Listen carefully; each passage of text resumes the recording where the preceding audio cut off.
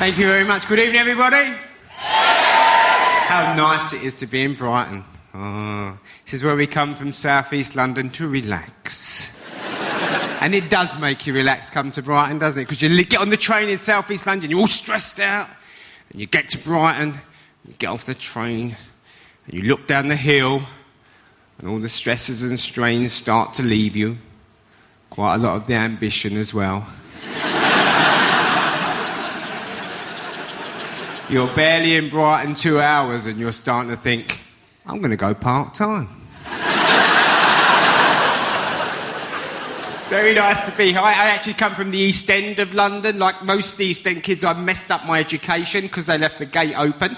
I went to a tough inner-city comp with low expectations. In the third year, the careers officer turned up and he asked us what we'd like to do with our lives. The most ambitious kid in the class is Gary Hutton, because he wants to drive a van. We erupted. We're like, you dreamer, Hutton. He's never going to drive a van.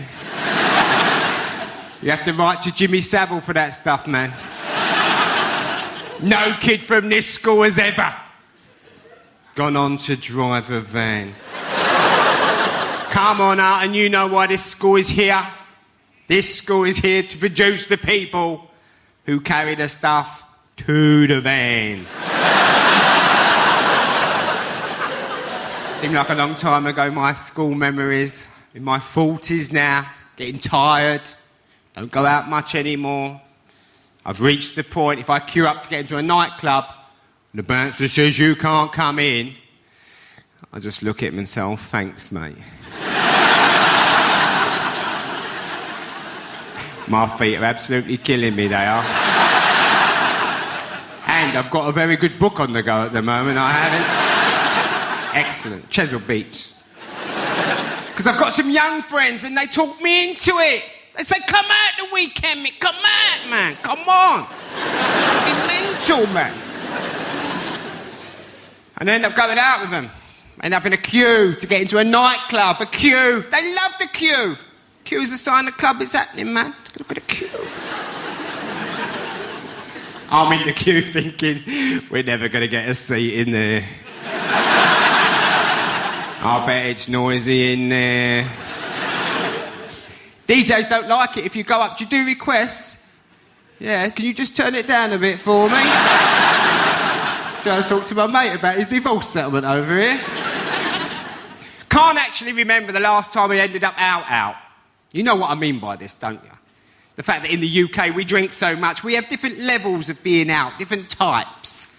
I'll talk you through them. You pop out just to go to the shops, you've got to get a couple of bits, and you bump into a friend who says, should we have a quick drink? And you go, yeah, only a quick one, though, because I'm very busy.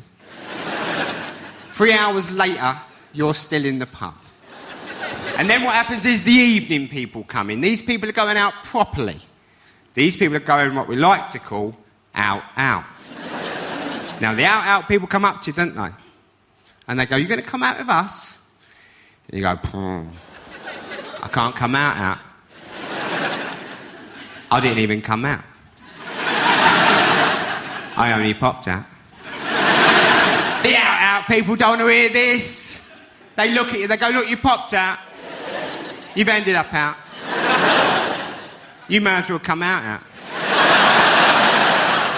If you've got just the right amount of alcohol in your system, you look at them, you go, you know what?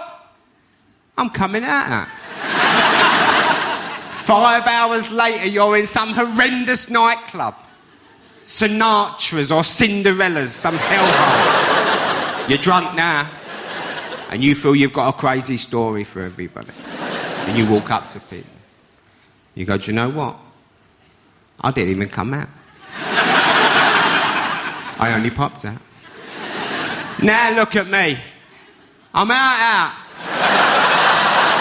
I think the reason you feel so compelled to keep telling this rather long-winded story, because you're standing there in your carpet slippers. With a pint of milk and a cut loaf.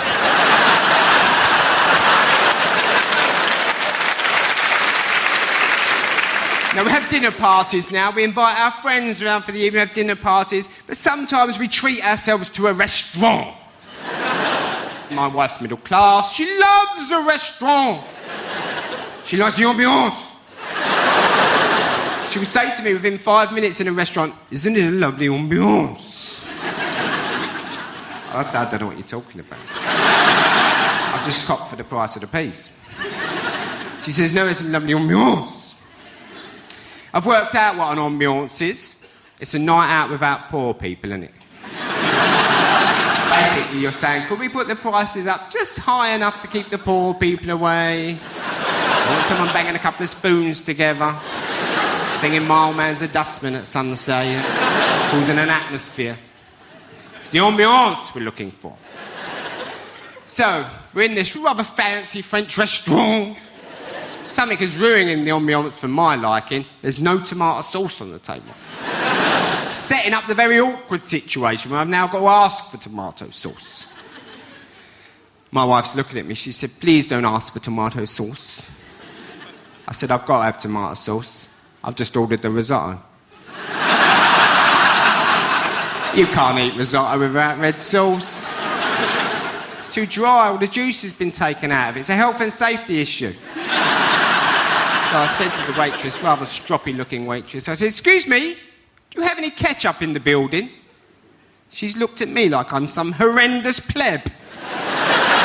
She went off to the kitchen. I saw her making her way back with a little pot she'd rustled up. This big, about this big. 2 chipfuls, basically. She's tried to put it on the table and walk away like she's doing some sort of drug deal or something. Yeah, it's all secretive. I stopped her. I said, "Don't go anywhere, love. Don't go anywhere." And I took a sip of it. And I looked at her and I said, "Yes, I'll have a bottle, please."